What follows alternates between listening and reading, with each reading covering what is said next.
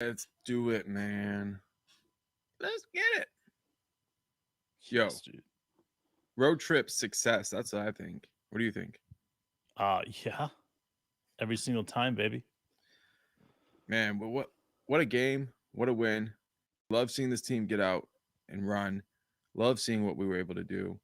Mm. Um, I really think as we approach the number one seed in the West again very quickly, like it's time for people to start waking up again. Shout out Alsambra. We love you, buddy. Yeah, I just think that El Sombra is one of our homeboys first of all, and I haven't read his text messages pulling on there. Um, so I just push comes to shove, this team. When you study this team and you put everything together and you understand what Sam Presti's been put forth, right? You get a really clear understanding. People talk about Eric Spoelstra and what he's done over there at the Heat, and if you talk to anybody that has been past players of him, they talk about the system that he's created there. Very, very much like a college system of we don't talk to other people, we keep it in house, da da da da, right? And you see that same type of system, that same type of idea that's happening in Oklahoma City. Someone said it before, is they somehow brought this college atmosphere and this college way of doing things into Oklahoma City, and Mm-hmm. it works. And it doesn't work for every athlete, but it works here for these guys. And that's why it's so important to have somebody like Sam Presti drafting these players. I heard J Dub do an interview with Nick Gallo, Thunder Basketball Universe podcast, and I was really impressed with just something that we've heard a lot of NBA players talk about this, but Oklahoma City is a really great place to focus on basketball. Now, It some is. people can use that as like a little slight, as like, well, there's not a lot to do in Oklahoma City, but some people can look at it and say, like, fucking professional basketball player. I get a chance to play professional basketball and not be distracted. And I want to be the greatest player I can be. So I look at that as a high value situation instead of low. And that's what I see in J Dub. That's what I see in Shea. That's what I see in Chet. I see that in Josh. I see that in Dort. I see that Mm. in the bench. But Dave, I want to talk about what I see in that environment in Coach Dagnall. And by the way, shout out Mwani. Thanks for joining us. Sure. As always, you're the best, buddy. Yeah, But Milwaukee. Coach Dagnall, well, let's talk a little bit football, American football, NFL football, college football. We just saw two of the greats step away from their teams, maybe away from the game Sure. in 1 week. Like Why don't we both just of say the these guys, right? two greatest coaches? I mean, In their we can just say respective that because divisions or Bill levels. Belichick, yeah, Bill Belichick and Nick Saban have just dominated the college sport and NFL sport for the last, I put it out there, 20 years. Right. So you're talking about 6 championships apiece. Belichick went for like 23 years or something like that, and Nick Saban went for 16 or 17 years. And what they were able to do equally. And I was just trying to like think about this, like, where will we be, Dave, Hmm.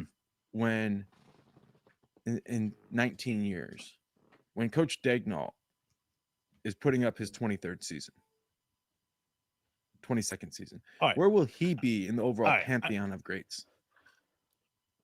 So I'm so glad we played the Heat because I have Heat on my mind, right? And Eric Spolster, Coach S, whatever you guys want to call him, right? He has a unique way of coaching, and we just saw him sign a contract. By the way, hats off to the Heat waiting until after his divorce was final to sign this contract, so he doesn't have to share his motherfucking money, Dude, I right? didn't know about So it's that, my dude. Thank money. you for filling me in. Yeah. So Eric, good old coach right over there, right? Why did he get an 8-year, $120 million deal? Is because I truly believe for the next couple of years he's going to be the coach. Yeah. And obviously, Pat Riley is not going to be there forever, and that's just going to have that effect of the handoff. So he gave him a nice contract for a coach, yes, but for an executive that's a top level executive or top level GM, it's a decent payday. So good for coach. So what do I see that? That's exactly the same line. Like right now, we're seeing right now is we're seeing Coach D, we're seeing Sam Presti in that GM and president role. We've talked about it soon. Like we're going to see, Sam Presti hand really over those GM roles to somebody and him stay in that president role. I think it's going to happen in the next 5 years for sure. And then after that, I think you'll start seeing Sam Presti getting more comfortable. And then as Coach D gets to that point, where he's ready to retire because he spent 15, 20, 25 years as a coach and he's just done, you know, right up at that 60-year-old, I wouldn't be surprised if there's that switch that Coach D goes into that GM mode. I mean, we've seen it in Boston with Hmm. Brad Stevens. So, you know, it's very That's much of an fascinating. old school level. You stay here, you coach, then you've done enough, then you can prove yourself, then you get to stay here and help the next generation come through. That's what I see that Coach D really being part of this organization for Hmm. the next 35 years. So to be known as the GOAT in basketball, it's a little different than football. You know, 6 championships at college, 6 championships in the NFL, and now all of a sudden these guys are being talked about as the GOATs. But we're not talking about 6 championships being enough in the NBA. You know, we got guys like Red Auerbach. You got, dang, my mind is blank right now as far as the other guys that put up a bunch of. I mean, Phil Jackson, what he got 5+1 as a player, I think, or maybe 2 as a player. But either way, like to get to the GOAT status in the NBA, it's significantly more than what we're talking about for the football. So, do you think that in 20 years we're going to look back and say Coach D was the modern GOAT? I think that in 20 years we will definitely look back at Coach D's career. By then, what, almost 25 years of head coaching for the Oklahoma City Thunder. If of course, he stays that long. But I think you're going to be look at him as one of the most winning coaches of all time at that moment. If you think about winning percentages, he's going to have 2 down years during that time, maybe three. But because of the longevity that Coach or that Sam Presti has put up with draft picks, it's just going to roll in. He's just going to be developing more players. He's going to develop more players, and it's just going to keep on going. I think he's just going to be known as one of the greatest coaches of the generation. And whether that is the greatest coach of the generation, the couple generations, or 3 or 4 generations, or greatest coach since Pat Riley, or blank or blank or blank, not Pat Riley, Phil Jackson, but Pop. that will take time. Pop has what, Pop. 5? Yeah, there we go. But I Yeah, think like I it just think we takes can get time. 5. I think we can get 6. I know that I'm Listen, greedy. I know we shouldn't talk about let's this. This is a but let's no-no. just put this in perspective. I'm Yeah, glad okay. you brought this up. Let's just put this in perspective. All right, so let's just say our first championship is next year. All right, Okay. let's just kind of like Let's let's just play a give us little bit one. of game, guys. All right, next Let's give us championship, our one. first championship next year. 2025 Where champions. does our peak stop at that point? Because if we're peaking at that point, you're going to say, so it's 7 years, 8 years Yeah, before I'm I'm, Shea's to I'm that point going where with he's like 34, 35, maybe nine right. years. Yeah. Okay, so that's where I would 2033 or say something. 2033. 2033, 2034 would be the year that I would say that Shea's time is done in the Oklahoma City Thunder time period. As far as being the head honcho guy, there'll be other guys that are coming through and being good, whatever. Mhm. But that's when Shea's time's done, right? You Mhm. got J Dub a couple years behind him. You got Chet a couple years behind him, and then we're gonna have all these draft picks that we have no fucking idea who they're gonna be, right? But there's a You lot of add all them. this stuff, yeah. You add all this stuff together, man, and like I look at this and I say, yeah. So if we have a peak for this team for 9 years until Shea's done, how many realistically can we win if next year's our first one? Mhm. I would say this is that if next year's our first one and this team stays healthy, then I'm putting this on a guarantee that this team will make it to the championship 7 of the next 8 years, or 7 of the next 9 years. Hmm. They just will. Like, this team Damn. is designed to do stuff like that. Well, there's no team that's going to be old team, like let's just say LeBron, right? LeBron's done. Okay, so then you say 3 or 4 years after that, you're looking at the NBA, you're looking at them in general and saying, all right, 3 or 4 years after LeBron, can that group of guys team up together and be good enough to beat the Thunder? I just don't see it. Do I see Yeah. Giannis and Dame and Steph getting together, or Clay getting? No, I don't see any of that shit. Like, could they make a power team like that could steal 1 or maybe 2 championships away from us? Sure. I mean, theoretically, I'm sure that there's somebody that could do that. But let's just be honest, though. That would have to take like a team like San Antonio Spurs, and they go out and they get 1 or 2 really good draft picks, and then after that, they bring in 2 or 3 really talented players, right? And then Mhm. they're able to compete with us. But that means that there's 4 new starters on that San Antonio team, and there's 4 new bench players on that San Antonio team. So That's 8 new guys. That takes time. So we, in theory, could completely change the NBA while everybody else is trying to catch up. We could sneak 2 or 3 championships out. And then everybody else catches up, and then we lose 2 or 3 in a row. I mean, it's what happened with um, Golden State. It's what happened with, when Michael Jordan stepped away with the Bulls. I mean, like it's happened with every dynasty where Lakers, they start winning a bunch and then they, and then they come back. Like I could totally see that. I could totally see this team just crushing it for a couple of years, 3 years in a row. Everybody's like, okay, how are we going to ever play with this? And then we get a couple of injuries and we have a couple down years and we get use picks to get back up to that level. Then we win, knock out 2 or 3 more championships. Like, and that's what I could see this happening very easily, very easily. So whether we win 4 championships or 7 championships in that 9 years, I mean, that's just all up to you guys and what you guys like to dream. What type of wet Let's dreams do you guys like to have? talk about our wet dreams. Yeah, let's talk about what happened in Miami last night. First of all, we got another back-to-back, so we're playing again tonight in Oklahoma City. Luckily against the Blazers, but there's nothing given. We're gonna have to go out and take it. But Wankers. This Miami game, we saw J-Dub 1 rebound shy of a triple-double. Give me a fucking rebound. I thought, like, I know. 19 points, 12 assists, 9 rebounds. 12 assists, Chet, dude. 23 points, 9 rebounds, 2 assists, 3 blocks. Shea, 28 points, 8 assists, 2 rebounds, 1 steal, 1 block. This is just what these guys do. Hey, how many assists do we have? Can you look at that? Yeah, I got that right here, man. We got 36 as a team. Back-to-back 36, bro. 36, Dude, baby. If we get another 36 assists tonight, I'm going to get a tattoo that says 36, guys. 36. All right, there we go. Let's do it. But the way I look at this team is that big 3. That's what everybody's talking about, right? And then you look down the what do the rest of the guys do? Let's talk about the rest of the guys. If you go back to the old Cephalosha, Steven Adams, maybe Kendrick Perkins, like the rest of the guys, the rest of the starters are usually non-offensive threats for the Thunder. Yeah. But Dort and Giddey, Giddey with 9, Dort with 14. I don't see non-offensive threats in these guys. I see guys that if they're not guarding, they're not going to knock down shots. If they're playing off of them, they're going to, shred them up and passing. Like Dort's a good passer. He doesn't get a lot of credit. We know what Giddey's known for is passing and his shots coming along. So what I see is a much deeper, well-rounded team and a team with all the star power that we used to have in Oklahoma City. And now our championship window, instead of it being from like 2012 to 2014, it's 2016 theoretically. We're talking about, 4 or 5 years there. That was our window. Yeah. Now we're talking about a window that could last theoretically a solid decade. That's the difference in this team. And while sure we don't have KD and Russ, we have a decade to do this with.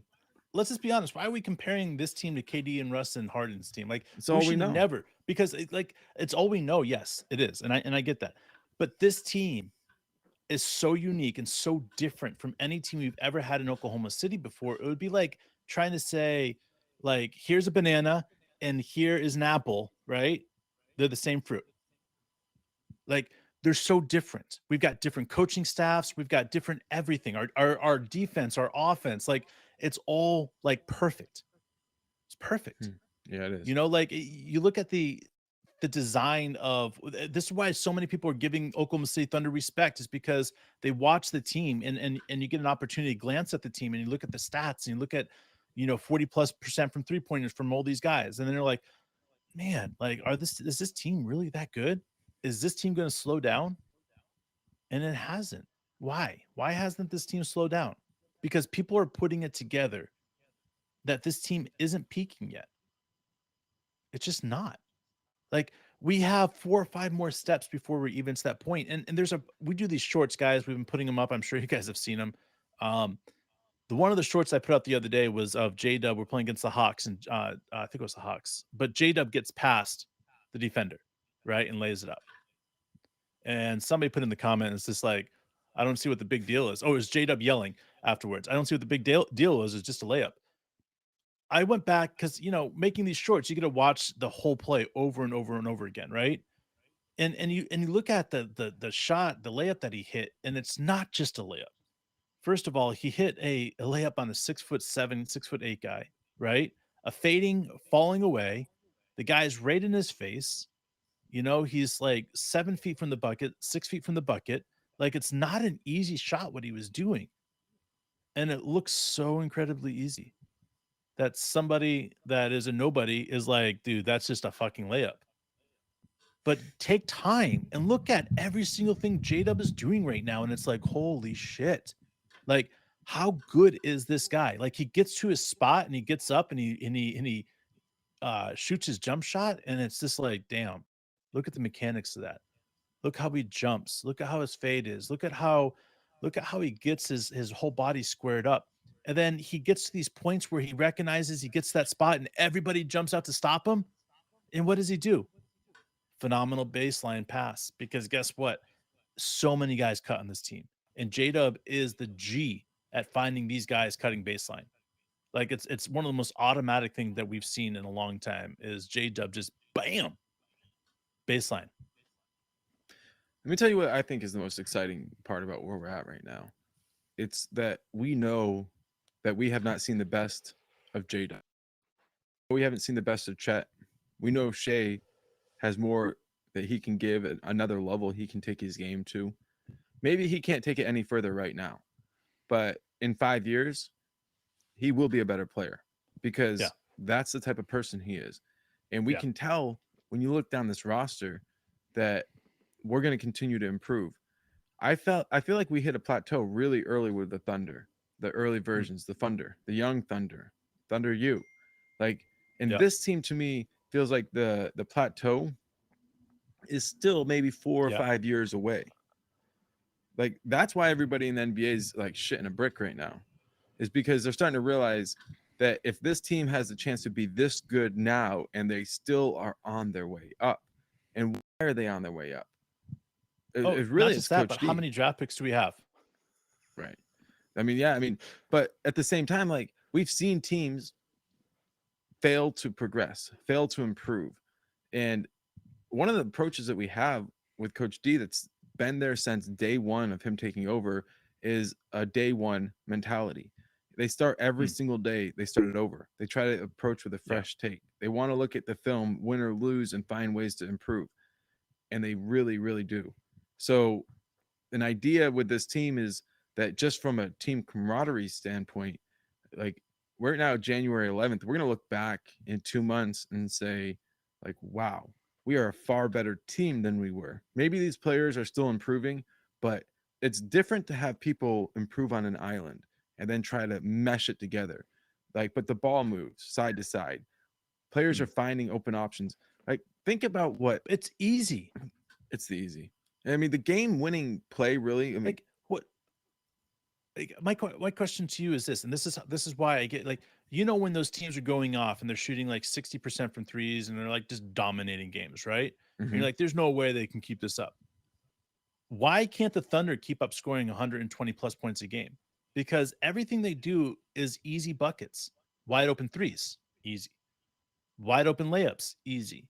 Cutting to the hole, cutting back door, Shea getting to his spot, J-Dub getting to his spot, Chet getting to his spot. Like, it's all easy shit. Nobody's going off way off of their way and taking half court 3-point shots or, logo shots. We're not like that. We're all team basketball.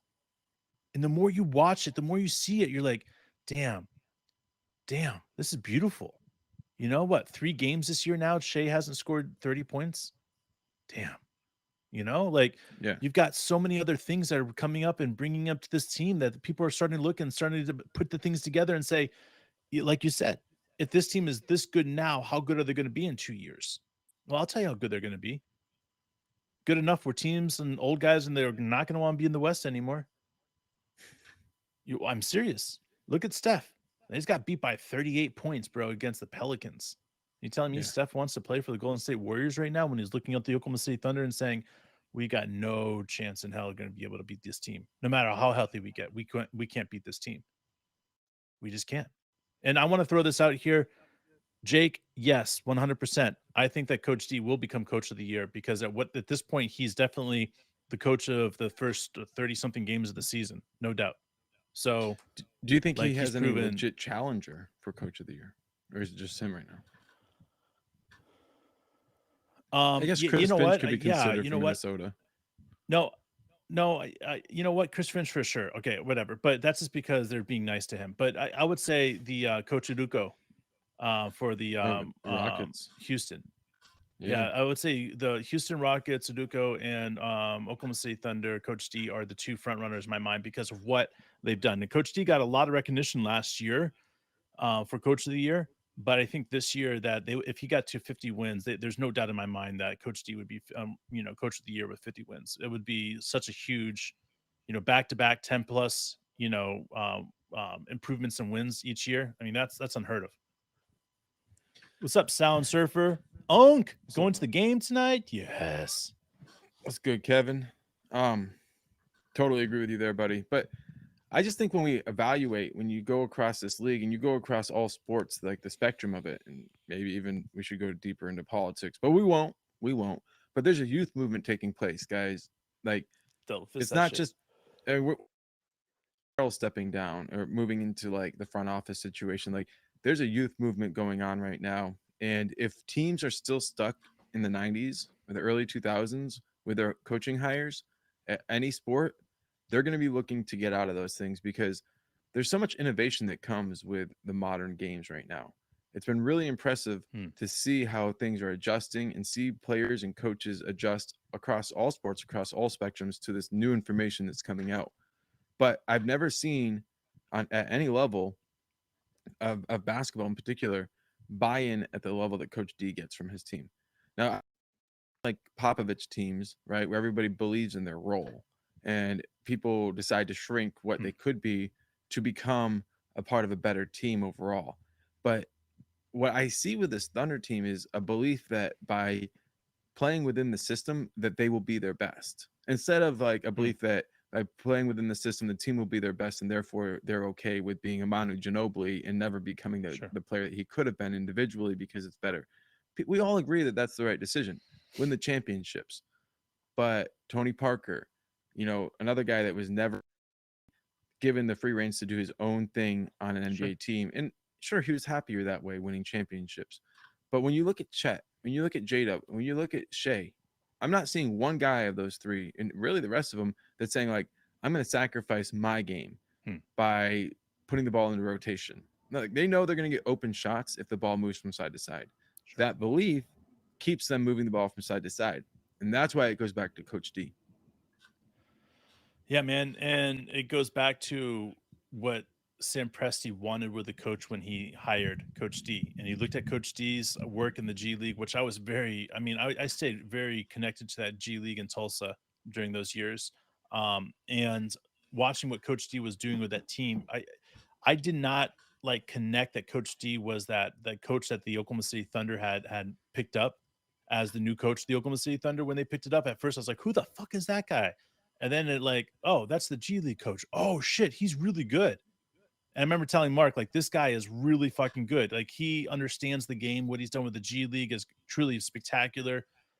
If he's able to run his system the way he wants to, he will be the best hire. And I watching how Sam Presti has put the staff around Coach D is again truly spectacular. And I go back to why is Coach D able to do what he's able to do and get the respect level that he has is because he sits there and he says, "Did you do that foul?"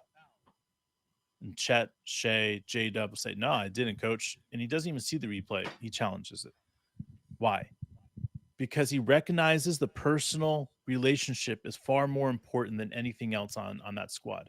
When you're out there and it's in the mud, it's in the dirt, and you're in hands and knees, you need to be able to look at your sergeant, your person in charge, and say, "I don't know what to do next.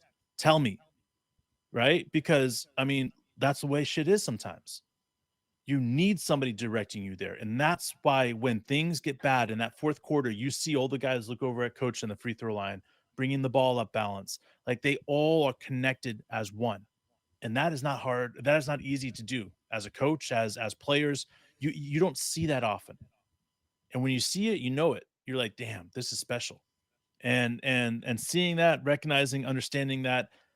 Looking back, I don't think Sam Presti ever gets rid of Scott. Scotty Brooks. Scotty Brooks. Thank you. I don't think he gets rid of Scotty Brooks. I think he keeps Scotty Brooks for one more year after that until Durant signs the contract. Like there's certain things that you recognize that bring players together that are personalized with that.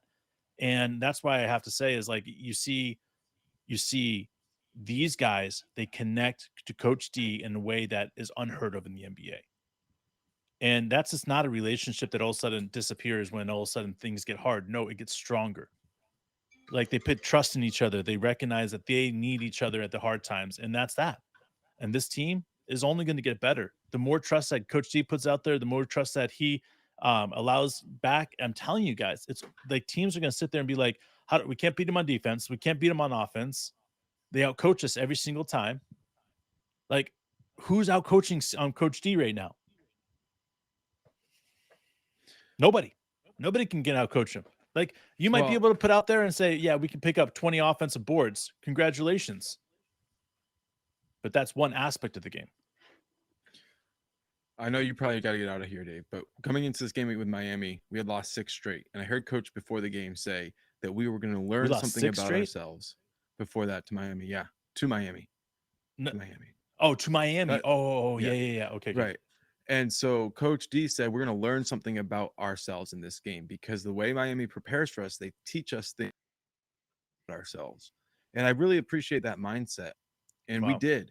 We saw some unique zones that Miami threw at us. We saw some unique stuff. And that's the approach that we look at. And we're like, this isn't going to get old. We're not about to peak. We're still on our way up. And that really fires us up. Sound Surfer, you're going to the game, Minnesota. I hope to see you on TV. We're going to be watching. Everybody be joining you. Fuck yeah, man. That's money right there. 1 and 2 in the West going at it. Dave, I think it's thanks great, for joining man. us. Let us know how. I know you got to get the fuck out, but we are pumped, guys. Keep your balls warm, everybody. It's going to get cold out there. We don't need any cold out there. Testicular what is that? Frostbite.